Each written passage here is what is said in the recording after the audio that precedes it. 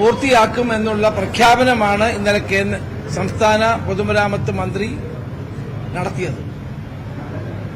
ഞാൻ ആ പത്രസമ്മേളനം കണ്ട് വളരെ അത്ഭുതപ്പെട്ടുപോയി. സംസ്ഥാനത്തിന്റെ മുഖ്യമന്ത്രിയും പൊതുമരാമത്ത് മന്ത്രിയും നിതിൻ ഗഡ്കരിയെ കണ്ട് ഈ ദേശീയപാതയിൽ ഉണ്ടായിട്ടുള്ള ഗുരുതരമായ ക്രമക്കേടുകളെപ്പറ്റിയും അഴിമതികളെപ്പറ്റിയും ഇവർ പറയുമെന്നാണ് ഞാൻ കരുതിയത്. ഞാൻ മാത്രമല്ല, കേരളത്തിലെ പൊതുസമൂഹം കരുതിയത് അതാണ്. കേരളത്തിലെ നാഷണൽ ഹൈവേ 66ന്റെ നിർമ്മാണ പ്രവർത്തനത്തിൽ ഗുരുതരമായ അഴിമതിയാണ് ഉണ്ടായിരിക്കുന്നത്.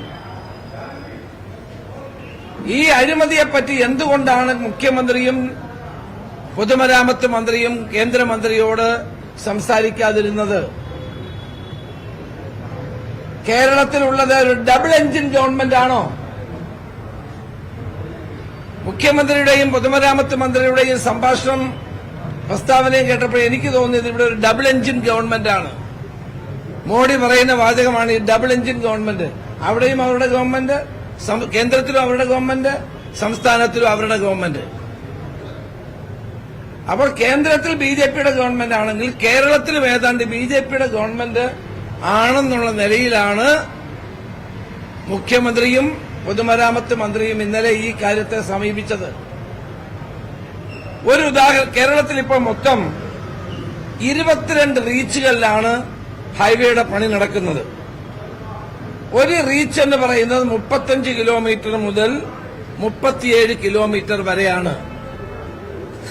ഇതിൽ ഒരു റീച്ചിന്റെ നടന്ന അഴിമതിയാണെന്ന് പറയാം.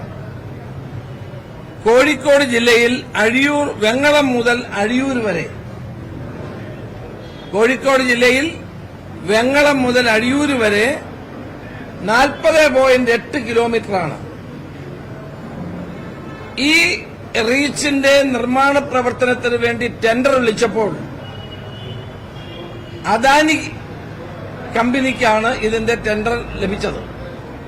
ടെൻഡറിലൂടെ പണി ചെയ്യാനുള്ള കരാർ ഉറപ്പിച്ചത് 1838 കോടിക്കാണ് അദാനി കമ്പനിക്ക് ഈ കരാർ ഉറപ്പിച്ചത്. അദാനി എന്ത് ചെയ്തു? അദാനി കമ്പനി വിവിധ കമ്പനികൾക്ക് ഇത് 971 കോടിക്ക് സബ് കോൺട്രാക്ട് കൊടുത്തു. 971 കോടിക്ക് സബ് കോൺട്രാക്ട് കൊടുത്തു.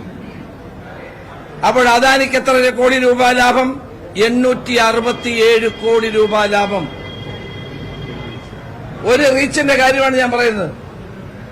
ഒരു റീച്ച് എന്ന് പറയുന്ന 35 മുതൽ 37 വരെയുള്ള കിലോമീറ്റർ ദൂരമാണ്.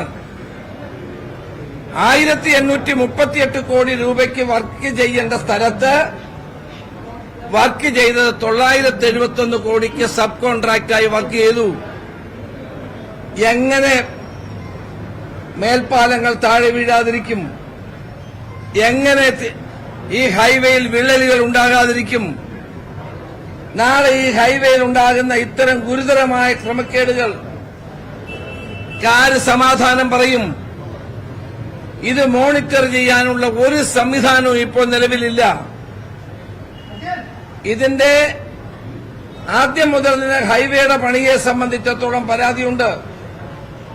അലൈൻമെന്റുകൾ നിരവധി തവണ മാറ്റിയതിനുള്ള പരാതിയുണ്ട്.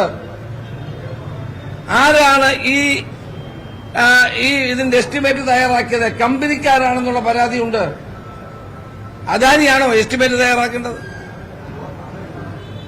അവരാണോ ഇതിന്റെ വാല്യുവേഷൻ നടത്തേണ്ടത്? ടെക്നിക്കലായിട്ടുള്ള ഫീസിബിലിറ്റി സ്റ്റഡി ഉൾപ്പെടെ നടത്തുന്നത് അദാനിയാണോ? അപ്പോൾ ഇവിടെ കൂരിയാട് പാലം തുറന്നു.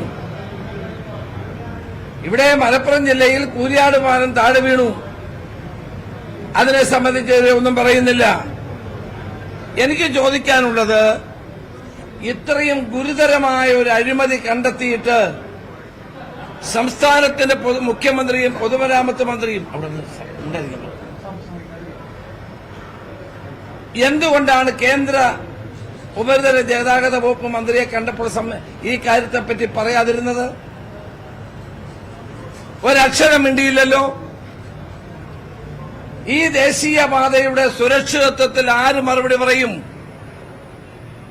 സംസ്ഥാന ഗവൺമെന്റിന് ഉത്തരവാദിത്തമില്ലേ? ഈ പാതയിൽ ഉണ്ടായ ഗുരുതരമായ അഴിമതിയും വീഴ്ചയും തൽഫലമായി ഉണ്ടായിരിക്കുന്ന ഹൈവേയിൽ ഉണ്ടായിരിക്കുന്ന തകർച്ച, പാതയിൽ ഉണ്ടായിരിക്കുന്ന വിള്ളൽ, കൂരിയാട് പോലുള്ള സ്ഥലങ്ങളിൽ മേൽപ്പാലം തകർന്നു വീണത്, ഒന്നോ രണ്ടോ ഉദ്യോഗസ്ഥന്മാരുടെ പേരിൽ നടപടിയെടുത്തത് കൊണ്ട് കാര്യമാകുന്നില്ല. എന്റെ ചോദ്യം, കേരളത്തിൽ ഡബിൾ എഞ്ചിൻ